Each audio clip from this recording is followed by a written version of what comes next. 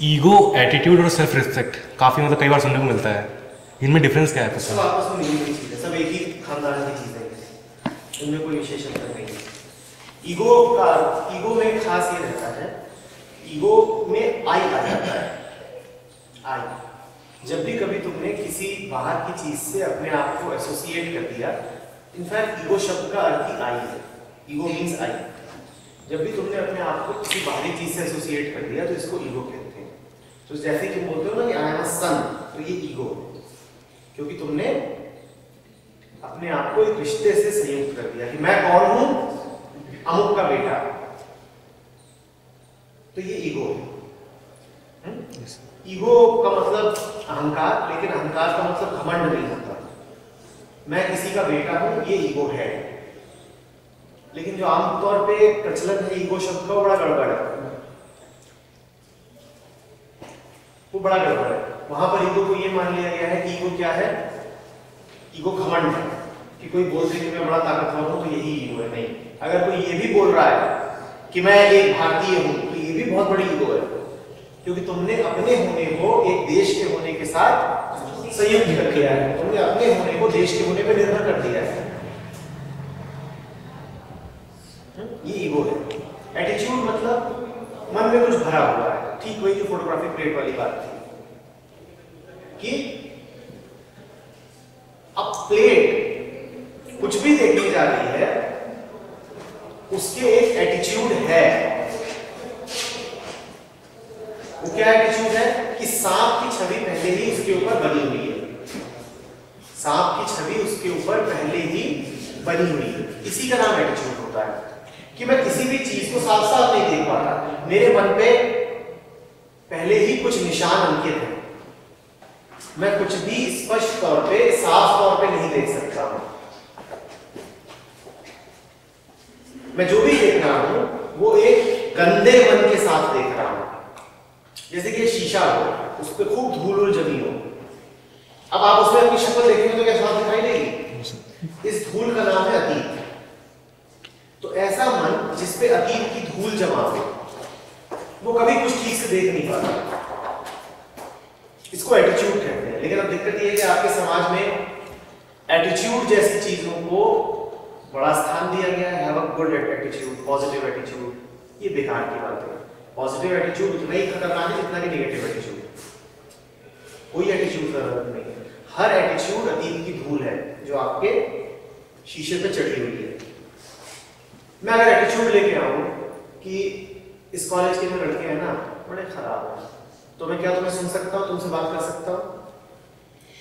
मगर ये एटीट्यूड लेके आऊं ये तो बड़े बढ़िया हैं, और चाहे क्लास में यहाँ पे इस हॉल में 300 लोग बैठे हों पर बिल्कुल पिन ड्रॉप साइलेंस रहता है, और फिर मैं आऊं और मामला यहाँ का देखूं, फिर मैं तुमसे सुन सकता हूं? नहीं ना। और दोनों ही स्थितियों में जो वास्तविकता है मैं उससे कटा हुआ रहूंगा। दोनों ही स्थितियों में जो वास्तविकता है वो मुझे नहीं दिखाई देती। मैं पहले से ही कोई एटीट्यूड लेके आ रहा हूं, मैं पहले से ही कोई एटीट्यूड का मतलब है बिलीफ, एक विश्वास, एक वहम।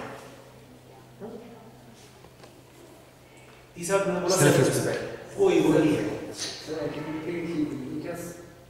सच किसी का एटीट्यूड नहीं, सच कोई एटीट्यूड नहीं, सच यकीन, वास्तविकता है, रियलिटी है। नहीं, जैसे कोई सच बोलता है और सब कहते हैं तुम्हारा एटीट्यूड। सच बोलना माने क्या बेटा? तुमने शराब पी रखी है खूब, बताओ कितनी उंगली है? तुम कहोगे 7, और तुम अपनी ओर से सच ही बोल रहे हो। सच बोलने की शर्त यह है कि मैं सच जानूं, तो वही जानना, और सच जानने के लिए अतीत से मुक्त होना पड़ेगा, विचार से मुक्त होना पड़ेगा, कंडीशनिंग से मुक्त होना पड़ेगा, होश में आना पड़ेगा, जागरूक होना पड़ेगा। वरना तुम चाहो भी सच बोलना तो तुम बोलोगे क्या? तुम्हें सच दिखाई ही नहीं देगा। जिस आदमी के मन पे अतीत सवार है, जो आदमी डरा हुआ है, वो कभी सच नहीं देख सकता। जो आदमी या तो डरा हुआ है या लालच में है, उसे सच कहां दिखाई देता है? तो सच बोलना ये बड़े मजेदार बात है। हमें ये तो बताया जाता है बचपन से कि सच बोलो, लेकिन सच है क्या?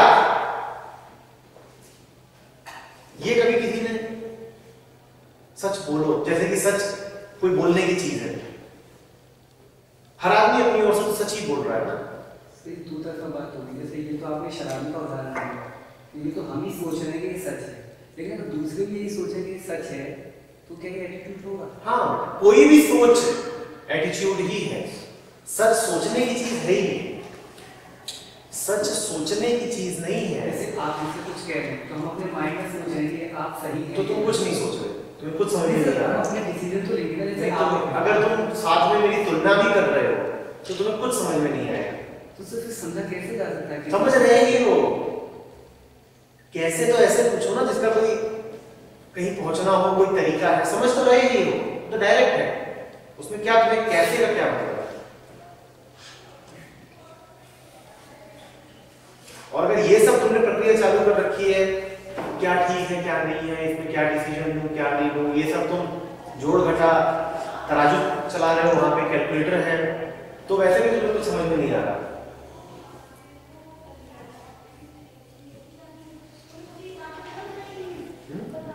लेकिन अब तुम इसमें परेशान हो गए क्योंकि तुमने और कोई तरीका जाना ही नहीं है। तुम्हें जो कुछ भी मिलता है तुम उसका एनालिसिस ही करना जानते हो, समझना नहीं जानते उसको। एनालिसिस करोगे, एनालिसिस से कुछ नहीं समझ पाएगा।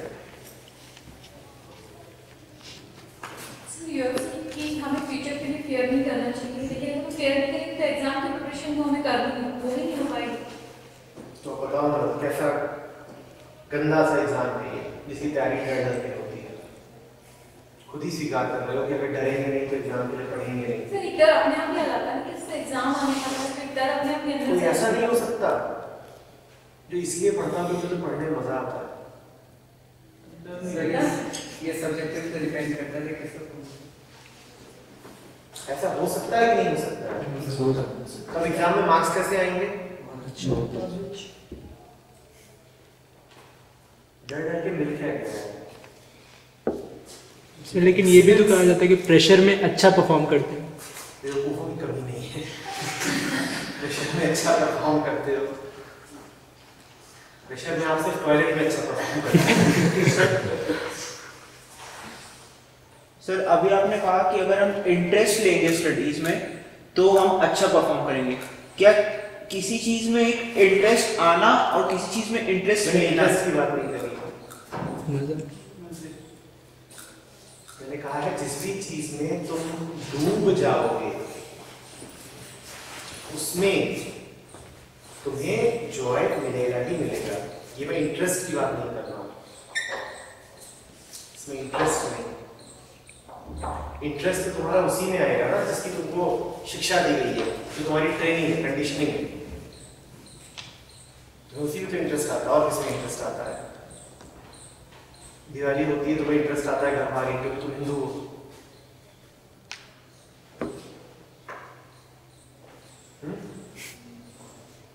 हमारी कंडीशनिंग है कि दिवाली मनाओ तो तुम्हें इंटरेस्ट आ जाता है।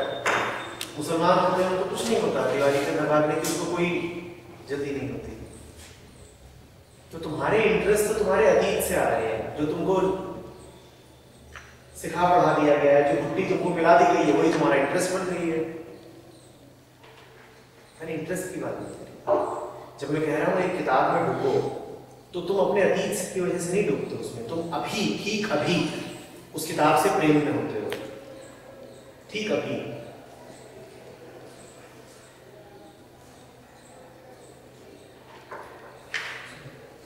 HRD के सेशन में मतलब एक टॉपिक आया था अचीवमेंट। तो मेरी समझ से आज तक अचीवमेंट मेरे लिए यही था कि जैसे मैंने 10th क्लास में 79% स्कोर किया, वो मेरा अचीवमेंट था। और 12th में मैंने अगर 75% अचीव किया तो वो मेरा अचीवमेंट था। लेकिन मेरा भारत सर ने बताया था कि अचीवमेंट वो नहीं जो मेरी लाइफ अगर 30 डेज की थी, मैं 31st डेज भी मतलब अगर लीव कर गया तो वो मेरा अचीवमेंट था। मतलब मैं इसमें कॉन्फिडेंट हूँ।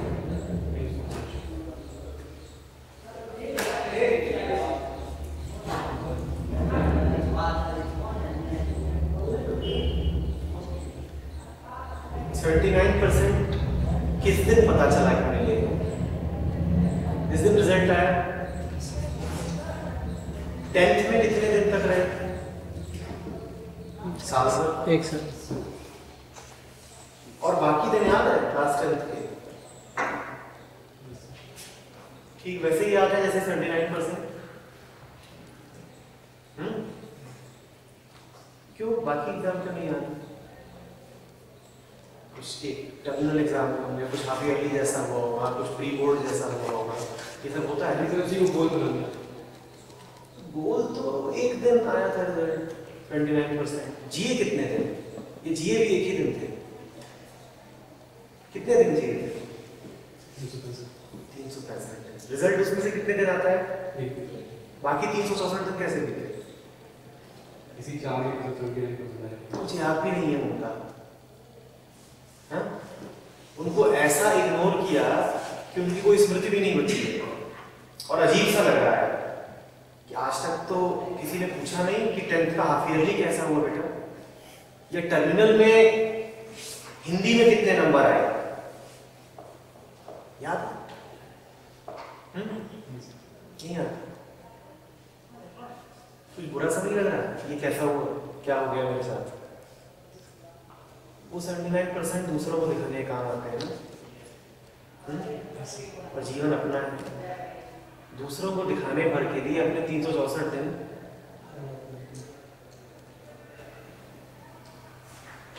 क्यों? उस 79% का महत्व तो बस इतना ही है कि वो दूसरों को दिखा सकते हो, और उस बेचारे हाफ ईयरली का कसूर इतना ही है कि दूसरे उसको कोई वेटेज नहीं देते। किसी को जाके बोलो कि मेरे 10th के हाफ ईयरली में इतने आए थे, तो वह ये हटाओ, बोर्ड के मार्क्स हटाओ, उसका इतना ही कसूर है। तो इसलिए उसको तो तुमने ऐसा दुत्कारा, लेकिन जीवन किसका था? हाफ ईयरली दे कौन रहा था? तो हाफ ईयरली को दुत्कारा या खुद को दुत्कारा? किसके लिए? बड़ी गड़बड़ हो गई, नहीं होगी। कैसे अचीवमेंट? आप ही बताइए ना, आपकी अचीवमेंट क्या होनी चाहिए? मुझे क्या पता है? ये नहीं है, ये स्पष्ट है। ये नहीं है, ये स्पष्ट है।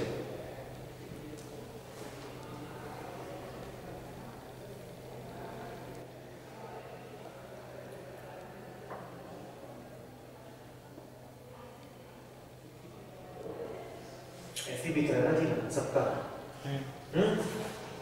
क्यों? कोई नहीं पूछेगा बेटा आज पढ़ाई कैसे की, कैसा रहा है, जैसे रिजल्ट निकलना हो, बताओ बताओ बेटा। और बेटे को पलट के पूछना नहीं चाहिए कि बेटा बाकी दिनों में भी तो जिंदा था, रोज मेरा जीवन कैसा बीत रहा है, इसकी आपको कोई फिक्र है कि नहीं है? कि मैं आज ही नया नया पैदा हुआ हूं, जीना मुझे रोज है, इतनी ही सांसें मैं रोज लेता हूं। आज में और कल में अंतर क्या है, पर आज आपके लिए विशेष हो गया। क्यों? क्योंकि मुझे आपको बताना है, आपको किसी और दूसरे को बताना है, और ये चक्र ऐसा है जिसमें सब कुछ दूसरों के लिए हो रहा है। कॉलेज को दिखाने के काम आएगा, जॉब में दिखाने के काम आएगा। कैसा जीवन है? दूसरों के लिए जिया जा रहा है।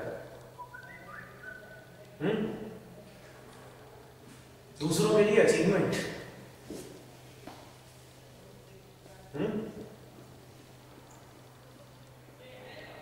कितने खूबसूरत दिन बीते होंगे उस 10वीं क्लास में। कोई दिन ऐसा भी रहा होगा जब बिल्कुल गहराई से दिल खोल के किसी दोस्त से बात करी होगी, तो याद भी नहीं, कोई महत्व ही नहीं उसका, आया और गया। और अच्छा है कि वो आया और गया, फोटोग्राफिक प्लेट पे अटक नहीं गया। यही उसकी खूबी है, खासियत भी है। और ये अटक गया है 79%, मरते दम तक याद रहेगा। 79 की एज में भी 79 नहीं देगा। बिल्कुल मुंह में गंदा डाले जा रहा हो, बोलोगे कोई पूछ देगा क्या था, परसेंटेज कितना था? 79।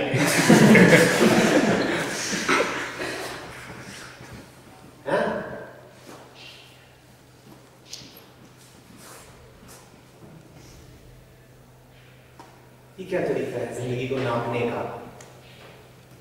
79 ऐसे करोगे जैसे बुखार थर्मोमीटर पे 104, जैसे स्पीड 85 की स्पीड चल रही है, ऐसे देखोगे जीवन को।